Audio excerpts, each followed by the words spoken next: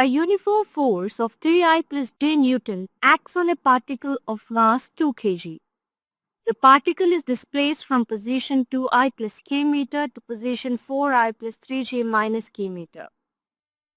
We need to calculate the work done by the force on the particle. So to calculate the work done by the force on the particle, we can use the dot product of the force vector and the displacement. So we are given the force vector, which is nothing but 3I plus j Newton. And the other data that we have is nothing but the initial position vector Ri, which is 2I plus k meter, and the final position vector Rf, which is 4I plus 3j minus k meter.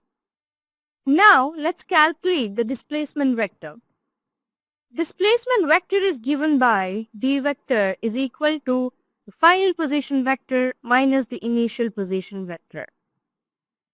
And upon solving, that is nothing but subtracting I vector from I vector and j from j and k from k, we get the displacement vector as 2I plus 3j minus 2k. So now we have the displacement vector and we have the force. Now let's calculate the work done.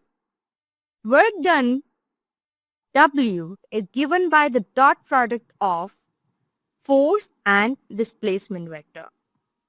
So W is equal to F into D.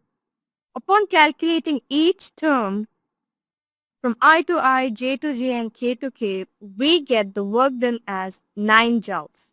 And the work done by the force on the particle is 9 joules. We have the answer option D.